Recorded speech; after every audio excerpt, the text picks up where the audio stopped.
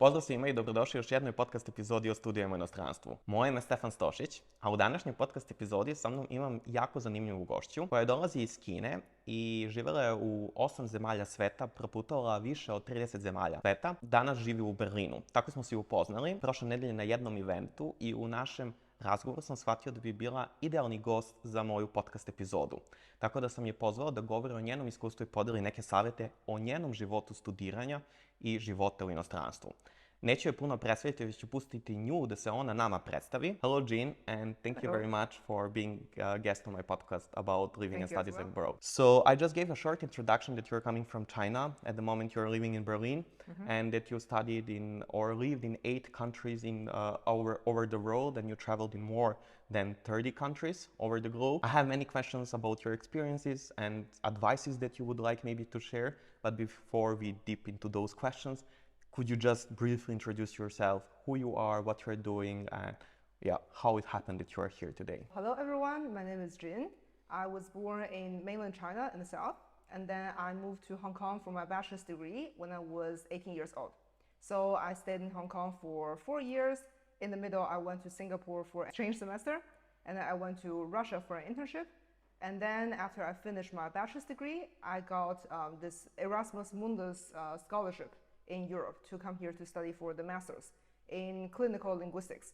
And then this program involves 3 different countries, so it's something similar to what Stefan did. So I lived in Finland for half a year, I lived in then the Netherlands for half a year, then Germany for half a year, and then, there was this internship semester that we could choose. So I found an internship also in Germany, in another city in Leipzig. So I was there for half a year. And then after my graduation, I found a full-time job in Berlin. So I came here, and then I somehow stayed for longer and longer. So now I'm already a permanent resident, and I'm applying for the German citizenship. Also in the middle, last year, I was starting to be self-employed. So I went to Spain for a startup incubator. And right now I'm a self-employed life and career coach, and also an intercultural trainer for companies. Wow, that's really amazing experience, and all the countries, the way you listed sounds like really interesting and exciting actually, especially I would say for someone maybe who never studied or lived abroad. And I would just, before we go deep into questions that are regarding your studies later on and moving to Europe, I would just firstly like to go back to your experience before everything started. Okay. And now you're 18-year-old Jin. How it happened? Because being 18-year-old girl and wanting to move abroad or to go to some far away from home seems scary. So can you recall the moment that you felt that this is desire? Like, okay, this is my wish. This is what I would like to do. Okay, this is a very interesting question. So in my generation in China, it is very common to desire to study abroad, or at least in bigger cities. So my hometown is a smaller city. It's not top 10 in China, but then we have 7 million people. Okay. So, but then we know that there are not, great universities or great jobs and things in our hometown. Therefore, if you have more ambitions, or if you don't have, your parents and teachers will actually start to push you. They will be like, okay, you have to study in bigger cities like Beijing or Hong Kong, or you can go to the United States and so on. So East Asia in general, including Korea and Japan, it's just very education oriented. It's very competitive, and then it's just considered something great to have as many degrees as possible, to actually go to as good as a university as possible. Therefore, it doesn't matter where you are. So therefore, it's not even something that came from me, and then it's different from everyone else because everyone was like this. So actually, in my high school, all my friends, no one was in my hometown anymore. So I would say majority are in Beijing or Hong Kong or the United States, and then me in Europe is kind of a weird case. But in any case, everyone was far away from home. So I would say it's from this. It's this cultural value of highly valuing education and achievement that was the beginning, because I was surrounded by such people. And then for me, it was just I got good grades in school. I was able to go somewhere further, and my parents were highly supportive. They were like, well, let's get you the best education possible. So I just went. Wow, very interesting to hear.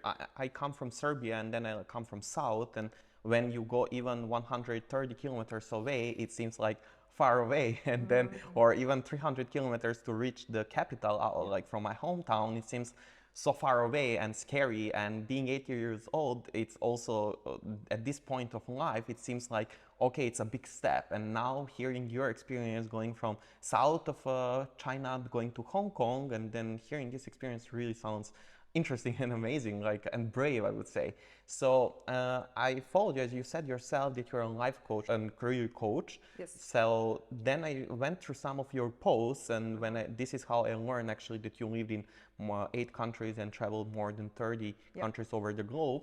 And in some posts, you actually mentioned that your parents never lived abroad, and you yourself lived in 8 and traveled more than 30. Yeah. So how is this possible? And you said yourself that support is important from teachers, from professors, from your parents, but your parents never lived abroad, and you're the one actually who lived in 8 countries and traveled 30 plus. So how is this possible then? All right, this is very interesting, because even though they have not experienced it themselves, they just knew that, well, if I go to pursue better education, they're always super supportive. So this is also, in a way, typical of Asian parents. So for them, it's just like, well, they wanted to send me abroad just because, well, there are good universities out there. And then they also thought, well, English is a useful skill. So like, well, yeah, you can learn it. You can use it like, well, to go to good universities and so on. And then they are just like, well, more like catalysts. So it's like, maybe this desire is in me that like, well, will come out one day anyways. But then because they have been like, well, super supportive, and then they kind of accelerated the process, I would say. For example, my mother was learning English. Like, she doesn't speak great English, but then like, well, she was trying when I was 4. And then I just heard it. I was like, oh, that's interesting. So I went to grab her books. So basically I stole her books. I finished like all the books. She'd never finished. And then so I started learning English at 4 by chance. And then I just, I think, I'm kind of naturally a bit sensitive with languages. Therefore, I continued to study more. I got good grades in English. And my parents noticed this. They were like, okay, like, well, let's send you to more English classes. So I think because I was just, getting good grades in English anyways, therefore it was just easier for me to go abroad, because I don't feel that there is a barrier. Okay, so I would say that this is the point where you felt that actually there is some desire in you, or openness actually to experience more and see farther than what you are able at the moment. Yeah. So then you had Singapore and Russia as international experience already while you were already in China. And from those experiences, like when you recall, okay, being Jin, 18, 19, 20 years old, and you want to go to Singapore for 6-month programs of studying abroad. How did you feel? Okay, so you came back and then you decided just like that you go for internship in Russia? Or let's say that there is something that you felt, I am able to do it. I'm capable of speaking in English. I'm capable of XYZ. So maybe I can do more. So how did you come with this, okay, studying in Hong Kong, going to Singapore, and then deciding going to Russia? Like, based on what? Was it just like that? Or you had specific moment that you can recall and say, okay, so this was the turning point when I decided that I can do that? So it started still with this chasing achievement, because it was highly valued.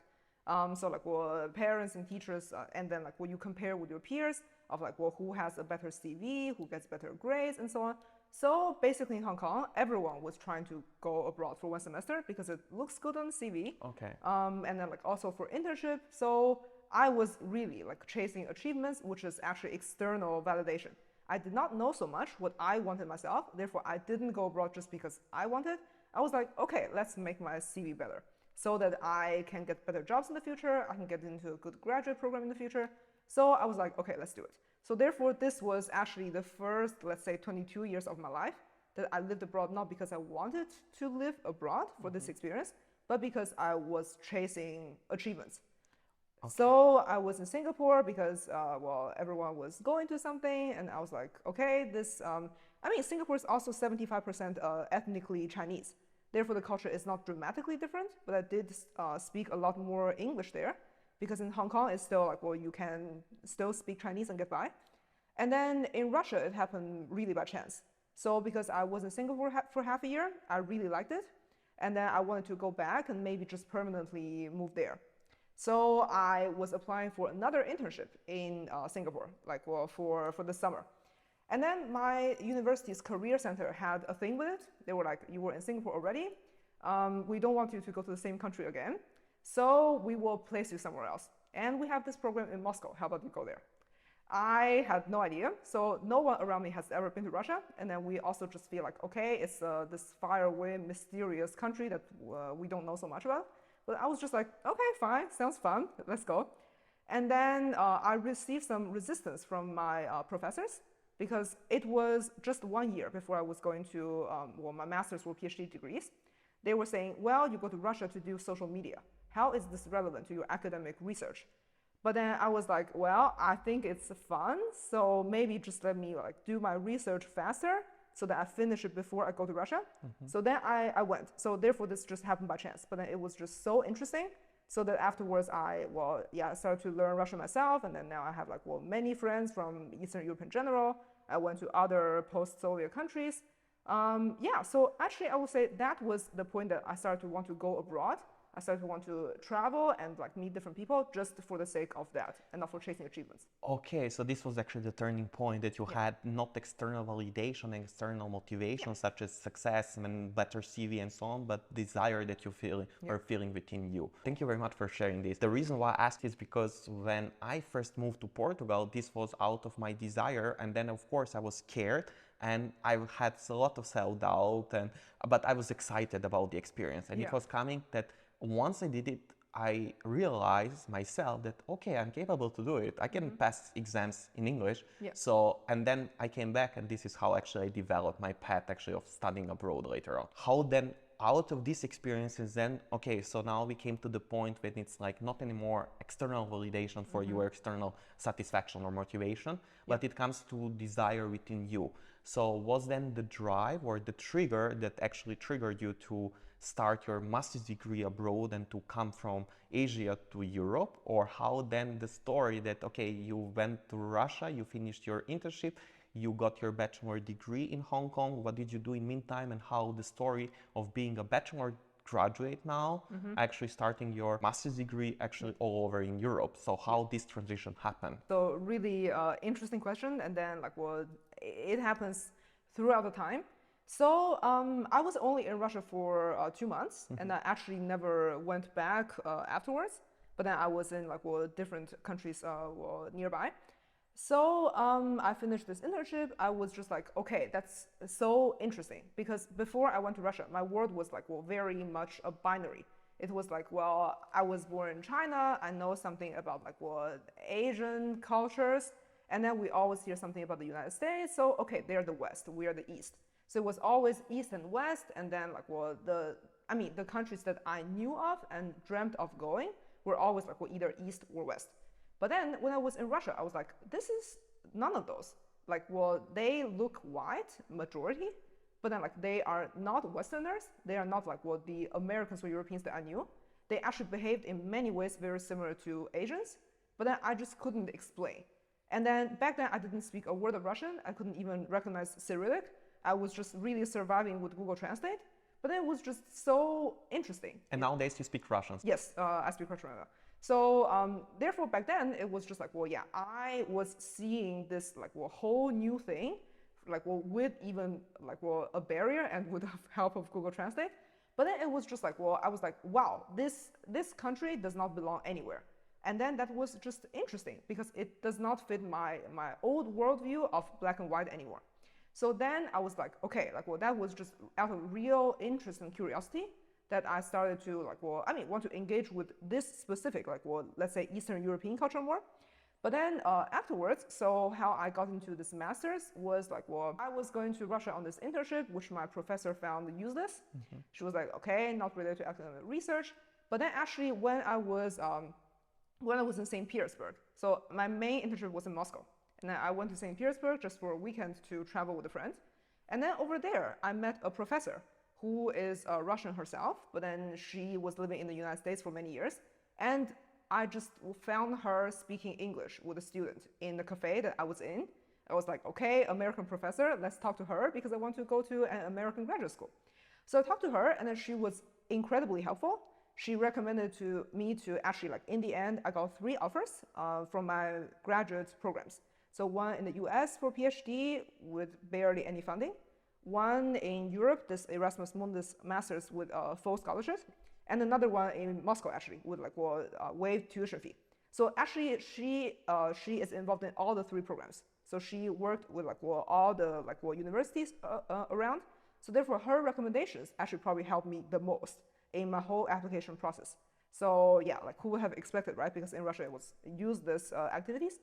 But then, so after I got those 3 offers, then my professors in Hong Kong were just like, wow, like you got into a PhD program, you are the pride of our faculty, you should really go.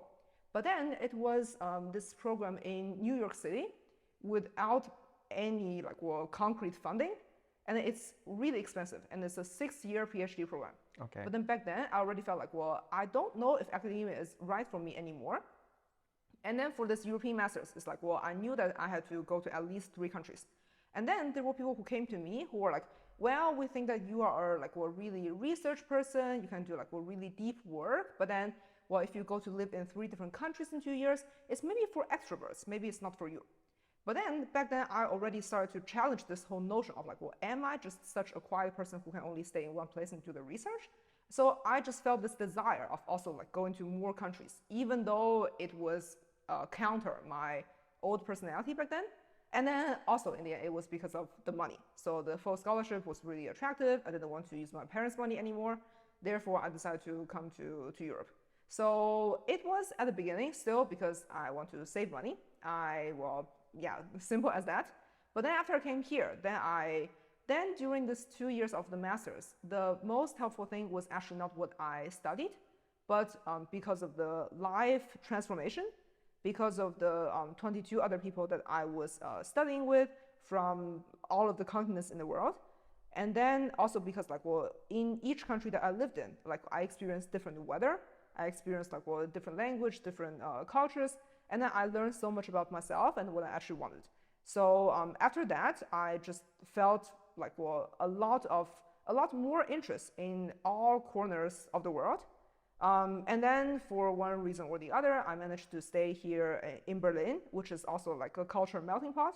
You just meet people from all kinds of places over here. Yep. And then also you have this like airport, so you can go to other places very easily. Yep. So therefore right now I really feel like, well, yeah, that is my passion, to know more about the rest of the world. And I don't have like, well, this like fear, because at the beginning maybe you still have some fear of like, oh, is this country going to be safe and so on. But then right now, I just feel like, okay, I genuinely want to know like how people live in different corners of the world. Really interesting story, and thank you very much for pointing out the part about financial sources, because this is also a huge topic. Also, it was for myself. Then also when I talk to some of my clients or people who reach out to me and then they ask, okay, I want to apply for this scholarship or have concerns, I want to study abroad, but then actually we are limited with the economic sources. Then you ask yourself, okay, so you need to put on scale your desires and your the life that you see you can improve, like direction in life, and also to put money and economic sources, and then in that mix actually make a decision for yourself. So being born in China, growing up, being raised there, studying in Hong Kong, then having Singaporean Russian experience of studying or working abroad, and then you move to Europe. So basically, I would say as a non-EU international student, you faced a lot of challenges. But overall, also Europe brought you and shaped you into the person you are today. So if I ask you, what did Europe and your study period, what did it bring to you and to become the person you are today? What would you say in a way to develop as a person? I think it's first and foremost like, well, yeah, so self-discovery. To like, well, it's kind of like many people, especially if they didn't leave the country that they were born in so much, they will just very much assume that things just work in that way. So because everyone else was like that. But then, well, since I came to Europe, it's like, well, of course it's a big difference, it's a big culture shock. And then I learned a lot about, well, my internal desires. and not like external validations just because of my assumptions. And one of the most important among all of the discoveries that I've made was work-life balance. So if I had gone to the United States, probably I would still be chasing achievement till today, because like, well, that is also a super competitive society, in a way similar to East Asia. So I wouldn't have known that there is like, well, another way to live. And here in Europe, especially in, I would say, Finland and the Netherlands, there people are just chill. It was actually the first time in my life that I saw people who didn't work their ass off and then like will really try to take time with their family and then not do anything after 6 p.m. Like, well, once 40 hours finish, they just go home. And I was like, how is this possible? Shouldn't you be working more to like, well, show that you are motivated, to show to your boss that like, well, you want to be promoted every day? But then like, well, the people around me in Europe, like from the first month, I just saw them not doing this ever. And then they felt good about themselves. I was like, what? How? But then after those years, so like, well, before I would call them lazy, to be honest. So yes. Actually in East Asia, we were like, okay, Europeans are lazy. But then right now, I'm just like, well, actually it's, well, because they know more about how to live. Because they don't live just for a paycheck or for like, well, good grades in universities. But then they really like, well, live for the quality of relationships with their family and friends. They live for travels, for example. And I feel like, well, I took so much value from this. It's not like I'm abandoning like, well, any desire for a paycheck or good grades. But then I just feel like, well, it should be a healthy mix. It shouldn't be just one thing or the other. Okay, so I would say that this is like a mindset shift, like that you discovered that it's something that there is something different than what I used to and what I used to see or to know for. And then you discover kind of another part of like, not the world, like geographical place, but rather people's mindset and what exists in the world. So I think this is something enlightening and something that embraces us actually to go further. And would you say that this is the biggest benefit for you of choosing to study abroad? If I ask you what's the biggest benefit that you could think of choosing to study and live abroad instead of doing your studies in China or staying in China, what would you say? I would say, if I could say now, the biggest benefit is to, well, know more about yourself and know about the life that you actually want to live on your own terms instead of following, well, social expectations that you probably didn't even know of. Of course, my motivation at the beginning was a bit different because I was, chasing good universities and so on. But then right now, I feel like, well, it's like the external validations matter so much less. And then it's really more about, well, which kind of experiences I drew from it and then how much changes I have. And then right now, I feel like, well, after 6 years in Europe, I feel like, well, right now I'm really on a good path to figuring out what I actually want, no matter what others tell me. And then I'm also getting better and better at identifying whether others say to me are like, well, coming out of just unchecked societal expectations that they don't even know, or it's actually like some good advice for myself.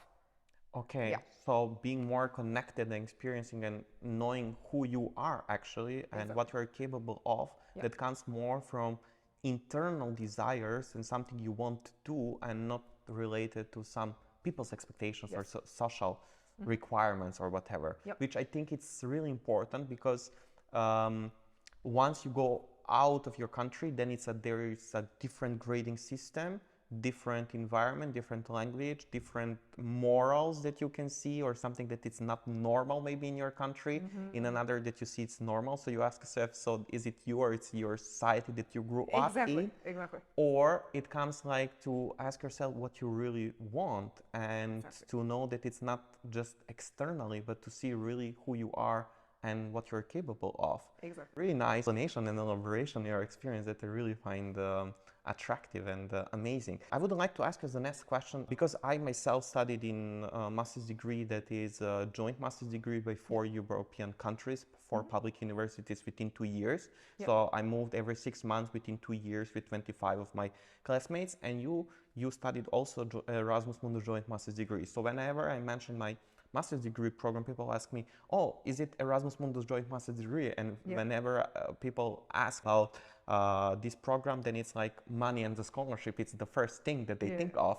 And you said that you had a full scholarship and you studied one of the Erasmus Mundus joint master's degrees. Yes. So could you please tell us, okay, what was exactly the program, which countries you visited, which universities, and how it was to be one of the lucky students actually getting this kind of scholarship and studying one of those programs? Okay, great. So I would always recall this this experience in a very fond way. So I was studying this Erasmus Mundus in clinical linguistics from 2017 to 2019. Why I mentioned this time is because it really matters because everything happened before COVID. And then I feel that back then Europe was also a bit more open to immigrants and foreigners. And then we were traveling so much, we had such a good time. So I feel we had this whole experience before COVID started to shut the world down. So it really matters. So the first semester was in Finland, and then it was in a small Finnish town, which was 1% of my hometown's population. So it was very, very different for me, and also the winter was very dark and very cold.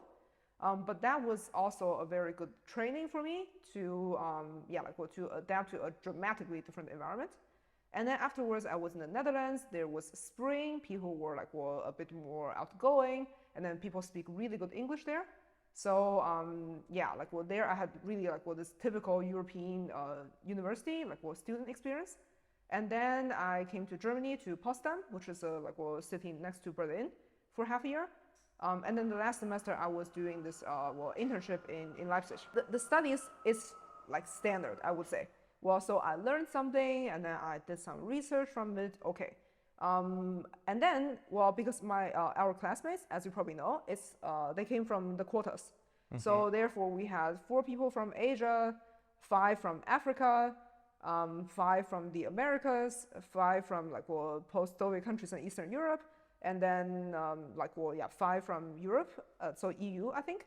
So therefore, with this grand mix of different people, and then we had to go to 3 countries altogether. This is a really strong bond. This is probably the most valuable thing that came out of this 2 years, because the studies is nowadays I feel for the studies, you can actually learn so much yourself from the internet.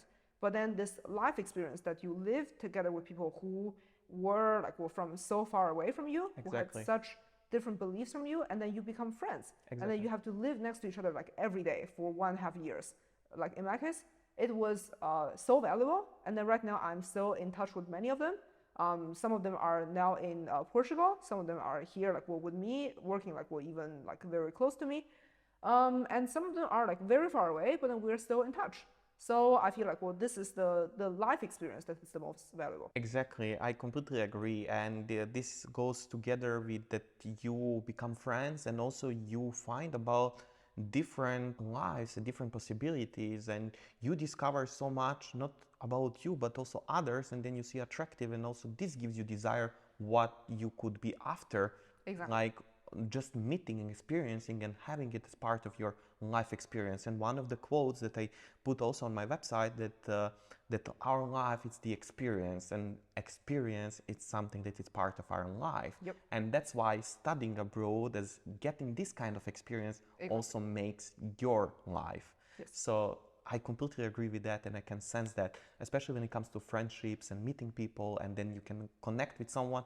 Just the fact that you know that someone grew up in another part of the world and that you have this possibility to talk to this person is just amazing. One part that you said that 5 people were from Asia, then 5 were from Africa, now and then you studied in European countries. On my mind, I got a question that as non-EU international student, you face a lot of challenges. Yes. Some of them I read on your Instagram, and I identify with your stories that you were saying, that because I had some similar experience in my own way, and different countries, different immigration offices. But I would say that being a non-EU international student in a European country just brings you specific experience that no one else can just describe if you don't live it. So what would you say that were challenges for you as being non-EU international student? I have so much to say about this. Thank you for asking this. I think mostly it's like, well, it's the stress and insecurity that comes from, well, the fact that you could be kicked out if you don't have a job yet, if you change job, or if they don't reply to your messages on time, which is not your fault. Yes. So there are many things, and also sometimes the system could work in a very intimidating way that makes you feel like you are always in danger. And that is not a nice feeling to have. So there were a few times that that in my visa process, it was like, well, very close, that in just a few months, I could be just like, well, out of this country if I don't get some approvals. So in the end, I feel like, well, for my case, so of course, it's like, well, even though I have this complicated master's degree, which was very difficult for the German authorities to recognize, but then still, I feel like, well, I am very determined. I always do things in the first go, and then I do everything I can. I get all the support that I can have to make things happen. And also in the end, I have to say that I'm very lucky, because the authorities in the end, they would like to work with me. So therefore, I feel like this is also a privilege that some of the people that I know personally, they do not have, because they are from Africa, because they are treated with more respect from the authorities. Or people from Latin America, for example. I would say so. I think what I witnessed more. So like it really depends on lots of different profiles. So for my classmates from Latin America, because many of them are white, and some of them you have German last names. So they were treated in a funny way, because they're like, okay, are you actually German? So in a way, sometimes it's even easier for them to get an apartment here because they have a German last name. But then for the people who are from Africa or from the Middle East, then they're just treated with so much suspect, even when they have super similar background with me.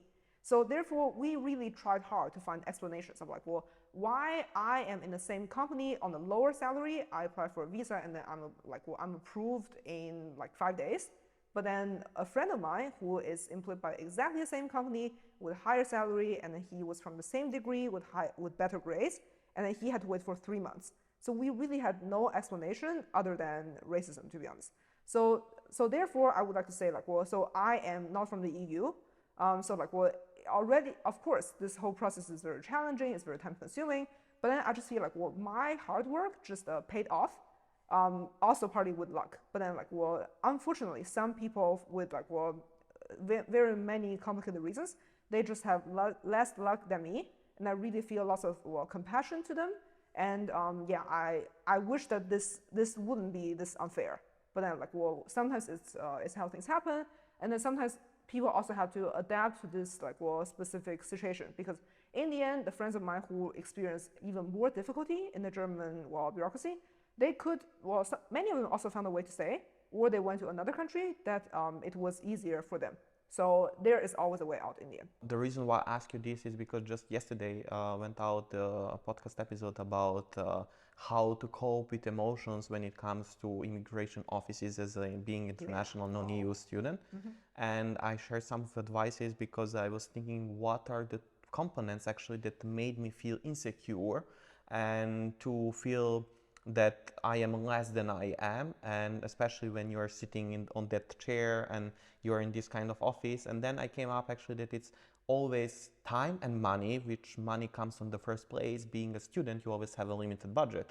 And of course, you have always this, what if they kick me out, or I need to come back, or I need to be another country on Monday, and I'm here still in this country, and on Monday I'm changing my university and the country. Then it comes to time, but also comes with money, because as a student you don't want to pay additional ticket. Yes. And so on. And when you put those two components actually in your mind, you know that actually the stress comes thinking negative thoughts actually about that possible situation that didn't happen, but actually as a fear, being a human being, actually you anticipate and you don't want that happen. Yes. And of course you have rude employees in those offices, or they do not want to speak in English, but then you need to speak, I don't know, I spoke in Italian, in French, and then seriously? Yes, and then they just don't want to speak to you in English, and then or they were not able, or they just didn't want.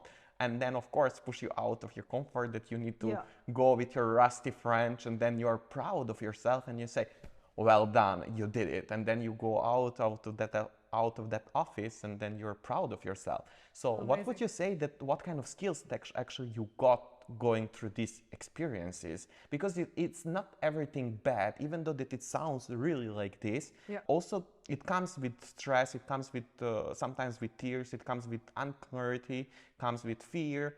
But overall, you find in each of those components, in those situations, you find experience that you would like to keep, such as traveling to Rome with 3 other non-EU students, for example, or for me, or going to German embassy in Paris and having possibility to be in Paris and then go to a German embassy, apply, and then you feel, okay, at least I'm here, at least I have possibility to see this. So what would you say, what kind of skills you acquired? Did you maybe become aware of some skills that you acquired going through these kind of experiences? Absolutely. I would say the most important is the realization that actually everyone is born equal, but in unequal conditions. So I think when it's like when you're a non-EU citizen and then you go through the bureaucracy, it's very easy to feel like you're a second-class citizen. That the authorities treat you like you are less of a human compared to the Europeans who actually never needed to do any of those procedures. So therefore, it's very easy to have this disempowering feeling of why do they have to do this to me? That makes me feel less than others. And then I was highly bothered by this feeling for a long time because I was like, why was I was born in a different country and then I have to be treated like this, you know? Yes. It's not like I had the choice of where I was born.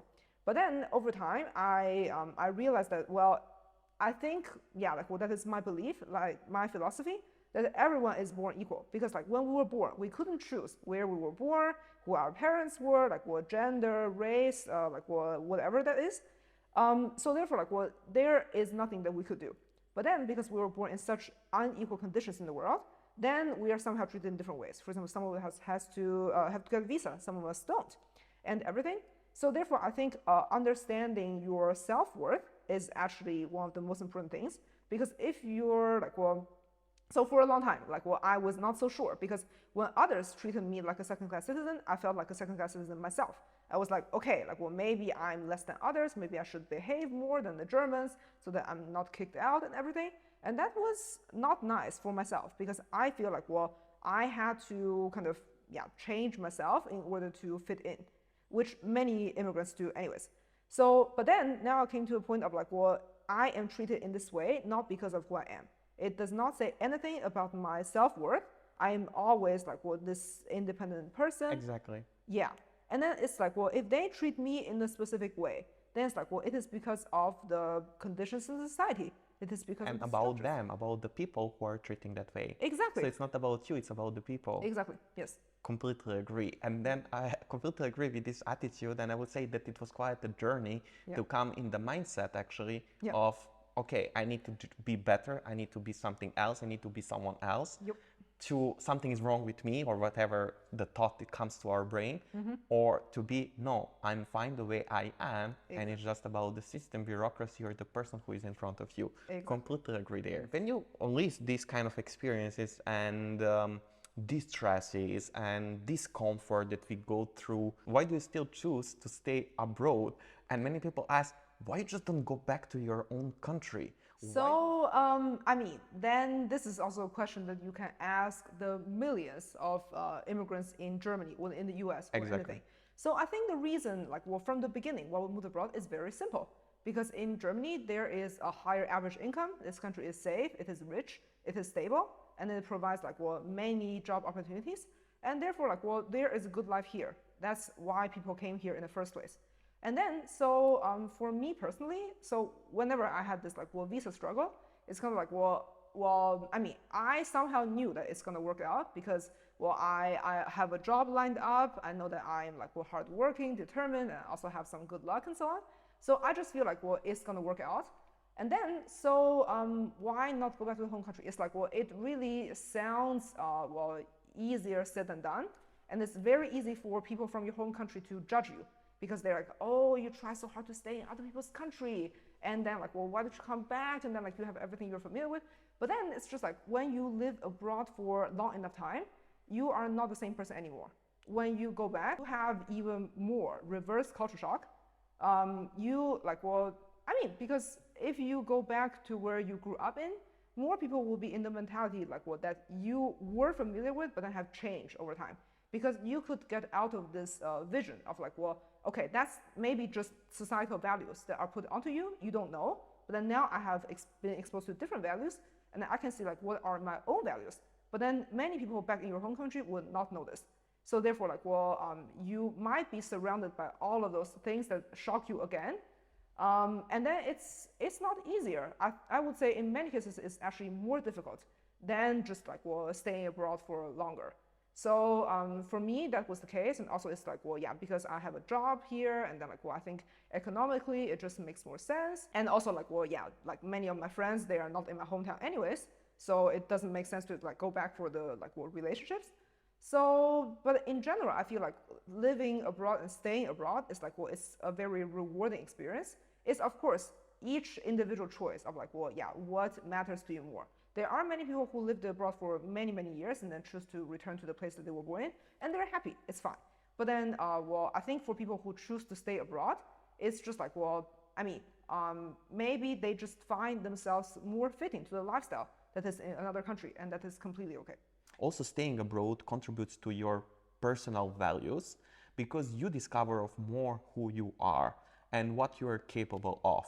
Or the language is like, if we haven't lived abroad, our English would not be on this level probably. So I would say that also comes a lot with the personal development of people. Being students and also discovering what we are capable of and what's possible for us. So I completely agree that there are many different factors, and I would say that it's subjective, and it's like if you meet 1,000 people in Berlin, each of them will have different answers and different desires or triggers why they decided. If you started today with the knowledge you have right now, what would you do differently? I would say that I would do nothing differently. Of course, it's not like I have always been like this. I have had periods of like, why did I study so much when I was in high school? I didn't have any fun. Maybe I should have like, well, changed some things and so on. So, but then now what I see is that, well, I did every step with the best of my knowledge at that time. And then I was in certain environments, and then like, well, I couldn't have done anything else. Exactly. So therefore, right now, I feel like, well, I have, so every step that I have done has led to who I am today. Exactly. So therefore, like, well, I mean, if something has changed, maybe like, well, I would not be who I am today. Better or worse, I would not judge actually, because what is better, what is worse. But then now I'm happy, therefore I'm also happy with all of my history. That's amazing answer. If you are satisfied with the person you are today, with even like goals you want, or you think that you want to achieve or whatever, or you think that you would improve in something, even with this awareness or the achievements you made, you just accept the person you are today, and you are just willing to experience the life that is in front of you. Therefore, you even thinking about that you change even a small detail, that one visa or another was easier, or the path was shorter, it took less time, then you get a question in your mind, wait, but what if that changed the person I am today? And if you're satisfied where you are today, then there is no reason to change anything. Exactly. Because everything is perfect just the way it is. Exactly. So let's say that this is watching Jin, who is 18 years old, or Jins all over the world, and they feel that there is something within them, that they feel that there is something that I would to do like more, or to see better, to see further than what I used to. What would you advise to them from this point where you are today? Okay, so interesting question. I would say yeah, I mean, it's in a way similar to the previous question that you asked, because I feel like, well, every step I actually made were my decisions with the best of my knowledge. So I can only say what has helped me in the past 10 years. I think some things that were somehow born with me in a way was very strong determination. Because if I want something, and then like, well, I would just mobilize all my resources around me to like make this thing happen. Very often it just works. So like, well, yeah, I would say determination is something that helps me massively over the years on like, well, no matter whether a visa or studies or work and so on. Another thing is like, well, yeah, another thing that I picked up along the way is like, well, self-awareness, which was facilitated through therapy and coaching. So that was something that, so I think for many people, there is a shame unconsciously with therapy or coaching. They're like, if you go to therapy, maybe you have a mental disease. So for me, somehow this was not like that strong. So therefore, at the very beginning, when I was in Hong Kong, I just had some like teenage fights with my roommates. And then I was like, okay, there is a like psychology service in the university. Let's use it. Yeah. Therefore, I was just going there, and then like I was just venting like the teenage roommate fights. But then I'm just aware that this service exists, and then I started to use it when I was in the Netherlands. So after this whole long winter in Finland, I was in a very like difficult mood. Therefore, I started to like systematically go to therapy, and then that's really something that's helping. Yes, so I agree. Yeah. Completely. So I have been going to like different kinds of therapy and coaching for 5 years. And then at the beginning, when I just started, I was like, okay, now I'm in a bad mood.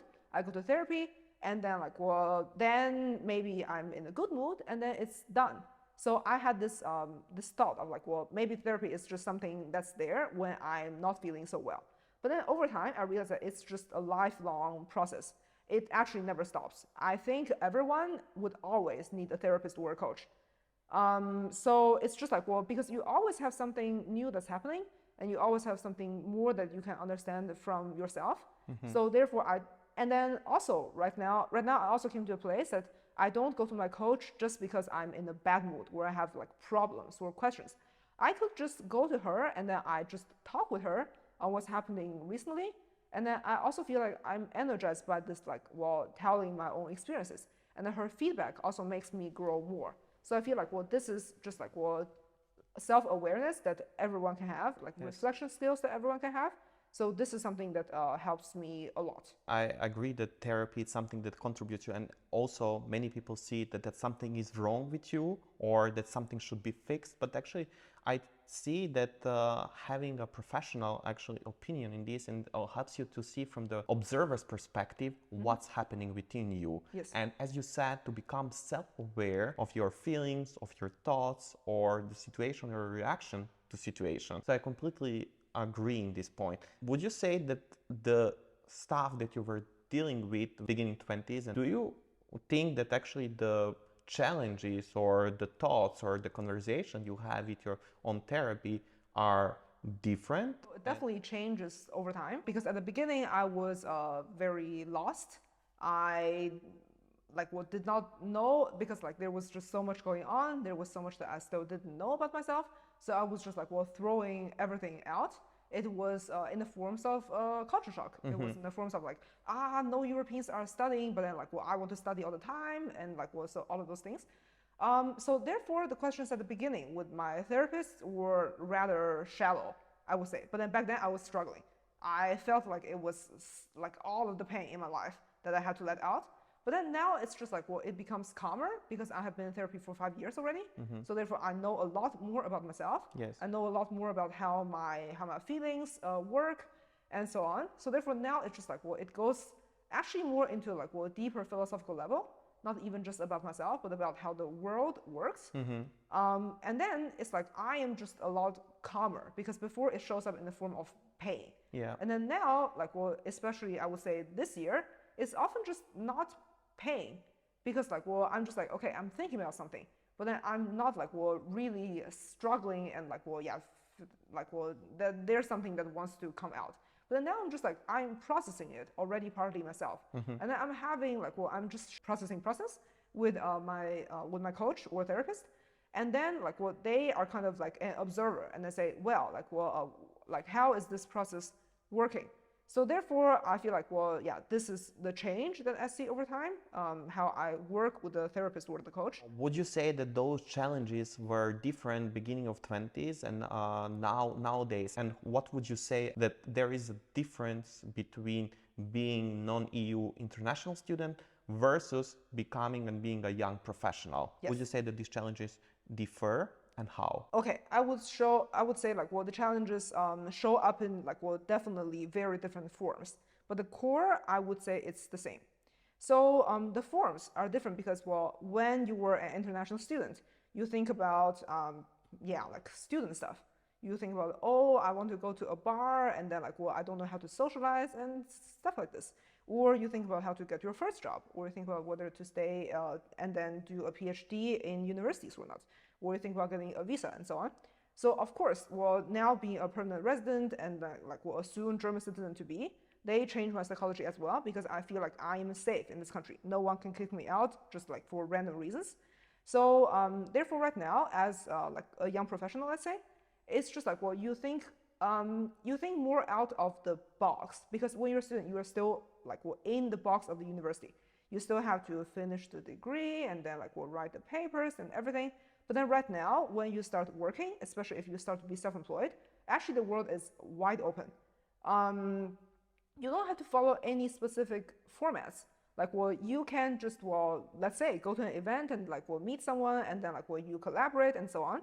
And then like, well, I went to the startup incubator in Spain, and then there it's just like, well, because it was lots of different women who are starting their own businesses. And then you see people who did not study anything. Like, let's say a friend of mine was studying sociology, but then she started a business in aviation, like engineering. Yeah. And then now she's starting a new business in like, well, women's health. So you see people doing crazily different stuff, not at all related to what they were studying. And then like, well, they make money out of it in various ways. They could be freelancing, they could be whatever. And then you are like, wow, this world is so big. Therefore, you kind of get out of this student mindset gradually, because the student mindset is still like, well, very much structured. Yes. So now it's just different. Like, well, you think more about, well, let's say money, which I was not trained to think at all when I was a student. I had no idea about it. And then right now you think about money, you think about your lifestyle. For example, maybe you want to work remotely, and then you want to travel while you're working and so on, which would take time for you to build yourself, because there are still many companies that ask you to go to the offices and everything. So yeah, so like everything that I have said was just like, well, yeah, the challenges in your early 20s and late 20s as a student versus a professional, they definitely take place in very different forms. But I would say the core is always like, well, I would say self-discovery and self-liberation. I agree. Because, well, maybe at the beginning you were thinking about, getting a good job and like, well, staying in Germany, let's say, and getting a visa. So that was also just the first step to like, well, you want to explore a career. You want to be established in a foreign country. And then right now, for example, what I am thinking is like, well, to build up my business, is to like, well, travel more, or work more, and so on. And then those are just like, well, you are still trying to understand more about your own needs, which are always changing, and you're trying to like, well, kind of free yourself from the structures, and then to understand how to live a life on your own terms. Yes. Which in my way is like, well, to become a digital nomad and everything. For other people can take place in different ways. But then in the end, I just feel like, well, the core of all of those work, all of those experiences that we have in foreign countries, they are actually in the same theme. This is the part related to the question, why do we still choose to live abroad and to stay here? Because then it's the process of self-discovery and what actually you are capable of doing, and actually discovering that this is possible for you. And as you said, it's a journey. And of course it comes with challenges. And of course it comes the way you discover that you can deal with that. Thank you very much, Jin. Just for the end, you gave such an amazing advices and such great inputs for people who want to study abroad. And you're a career coach and life coach. So if people want to work with you, how can they reach out to you? Right now, I'm doing life and career coaching for people who want to work remotely and become digital nomads. So this is my main theme. While, of course, since I'm an immigrant myself, I have studied abroad and worked abroad, I'm also happy to work with people who want to do that themselves, and then like will want to develop a satisfying life and career in a foreign country. So therefore, I am active on Instagram and LinkedIn. My business name is called anyoneanywhere.online. So I made this name because I feel like, well, this is in the end what everyone wants. So therefore and then this is also like, well, open to everyone, because I don't want to restrict my audience to like specific geography or gender or anything. And then I think the goal of many of us, so at least myself and then my target clients, let's say, is to be able to befriend anyone and travel anywhere and work online. So I think that is the lifestyle of freedom that we desire. So therefore, that is the same handle on Instagram and on my website. And then on my LinkedIn, I post from my personal account. So my name is Jin Luo. So you can find me on those channels, and then, well, you can find my contact there easily. Thank you very much. All the information about her will be in show notes, so people can just click and reach out to you. Thank you very much, Jin, for being my guest on podcast and speaking about your experience that I think that people find very useful and beneficial for starting their journey. You have an amazing experience. I'm so glad that I met you and that you live in Berlin. So thank you very much for being my guest. Thank you so much, Steph. Yes, thank you for inviting me. It's such a pleasure for me to be here. Thank you very much. Hvala i svima vama, poštovani gledalci koji ste pratili ovu podcast epizodu, i ukoliko si ti neko ko želi da studira i da upiše master studijski program u inostranstvu i da započne neko svoje putovanje ovakvim životom i studiranjem u inostranstvu, onda te pozivam da proveriš linkove u opisu ispod ovog videa i pridruži se online programu Upiši master u inostranstvu koji možeš pronaći direktno na linku ispod ovog videa. Puno pozdrava svima iz Berlina, pozdrav, čao!